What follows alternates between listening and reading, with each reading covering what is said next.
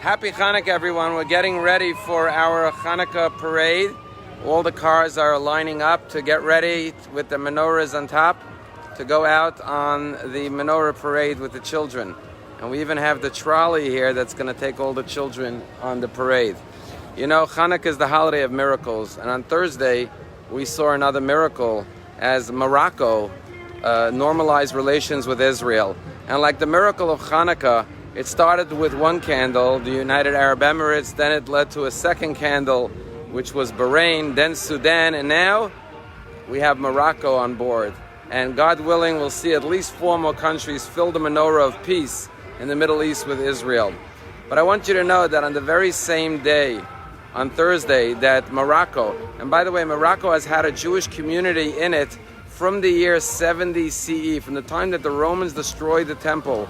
There's been a Jewish community in Morocco, so much so that in the 1940s there was 250,000 Jews living in Morocco. And today, Israel is re-establishing ties with Morocco.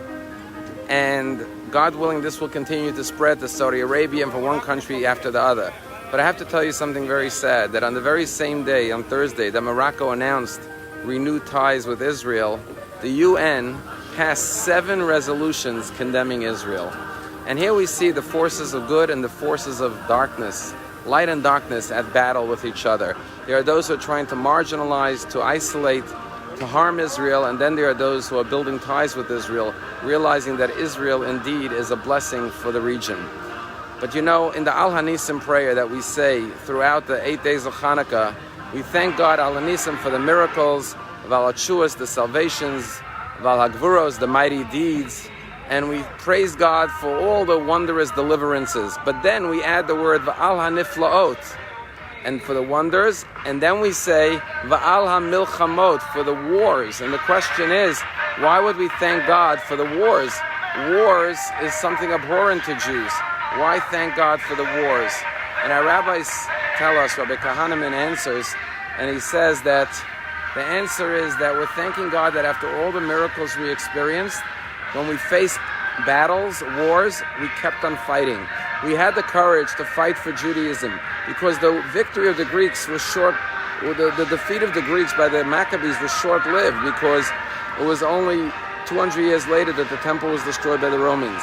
And instead of giving up as a Jewish nation, we kept on fighting. Va'ala milchamot, that we kept on up the battle for Judaism, for truth, for justice, for goodness, for light, for righteousness, even after we experienced all the victories and we were set into exile again. We kept on fighting till we came back to Israel in our generation. And not only came back to Israel, but now kept on fighting for peace. And miraculously, we're starting to see peace sprout in the Middle East. I want to tell you one of the most remarkable Chanukah stories I've ever heard, and it's told by Rabbi Moshe Brisky. Rabbi Moshe Brisky is a Chabad rabbi in Los Angeles, in the Simi Valley in northern Los Angeles.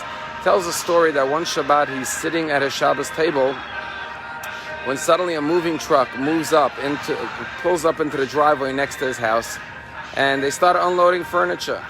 Then a few moments later, a car pulls up with a man and his young daughter, 9 years old. Rabbi Brisky goes out to welcome his new neighbor to the home, and he discovers that he's Jewish. So he says to him, listen, while they're unpacking your furniture, why don't you come in and join our Shabbat meal? And the man said, I'd love to. He came in with his daughter and had a wonderful Shabbos lunch together. Of course, this man became close with his neighbor, Rabbi Brisky, started going to his Chabad house, and of course, he started to take courses. One time, Rabbi Brisky was giving a course on the subject of why do bad things happen to good people. And this man came, and during the course, Rabbi Brisky saw he was crying. So afterwards, he called him over to his office, and he said, tell me, I see this touched a raw nerve with you. Tell me what's going on in your life. And the man said, I'll tell you.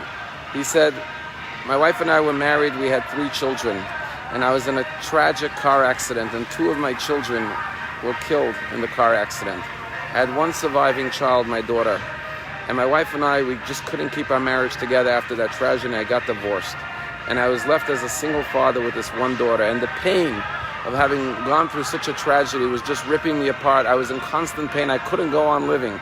And one day I decided I can't take it anymore. I'm going to take my life. But before I was going to commit suicide, I decided to have one last night out with my daughter. And so I asked my daughter, what would you like to do tonight? I had her that night, and she said, I'd love to go to a movie. And I was planning to have a wonderful night with her, and then the next day I was going to take my life. I went out to the movies with her. We had a wonderful time together, and as I was leaving the movie theater, it was Chanukah, and there was rabbis dancing around the menorah celebrating Chanukah, giving out latkes and donuts, and they pulled me into the circle and started dancing with me. And as they were dancing around the menorah with me, I said to myself, what are the chances that I take my daughter out for a last night, planning to take my life the next day, and in the middle of the shopping mall, outside the theater, as I'm walking out, there are rabbis dancing around the menorah, and they drag me in to the circle. And as I was dancing around the menorah with the songs and the music, I felt like God was telling me, keep on living, it's worth it. There will be happy times ahead. And I came home and I couldn't sleep all night, and I decided I was not going to take my life. I was going to try one more time to rebuild my life. I decided I needed to get out of this house where I had all these terrible memories of my children's bedrooms. I was going to move to a new neighborhood and start all over. And so I rented a house in the Simi Valley, which was a half of an hour from where I lived. And I remember the day the moving trucks were moving out with my furniture. I got into the car with my daughter and I said a prayer to God. I said, God, I'm trying to start my life all over. When I get there, give me a sign that you're with me, that you're going to help me overcome the pain in my life and the suffering. And he said, I never thought the answer would come so quick. As soon as I got out of my car, you came out to greet me and invited me into your home for Shabbos lunch. And I knew right away that God was with me and he was answering my prayers. Rabbi Brisky at this point started to become very emotional, and he said to this man, I have to show you something. And he turned around to his bookcase and started looking for a photo album.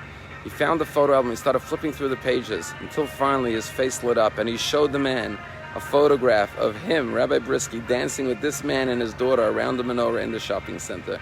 Rabbi Brisky said, I was that rabbi dancing around the menorah with you, and I have to tell you a story now. I came to Simi Valley, I didn't know the neighborhood. I called the operator, I said, give me a name of a shopping mall. She said, which one? I said, give me any shopping mall. I just knew that the Rebbe wanted us to light menorahs in public places. I wanted to go to a shopping mall and light a menorah. And she gave me this mall called Mountain Gate Mall. I called the mall, I asked to speak to the director of the mall. I said, I would like to come, I'm a rabbi, I want to light the menorah in your mall. And the woman said, are you sure you want to come to our mall? I said, yeah, of course. She said, well, you're welcome to come, and she scheduled it. When I arrived that night, I realized why she asked me, are you sure you want to come here? Because the mall was going out of business, and 80% of the shops were closed, and there was very little foot traffic in the mall. And I felt like a failure. I said, what did I do? I came, I didn't do my research. This mall is empty. I came all this time, energy, resources for what? But then I saw there was a movie theater that had people coming to it. I said, you know what? I'm here already. Let me just set up my menorah outside the movie theater. And he said, I remember we only had a few Jews that we met that we were able to celebrate Chanukah with.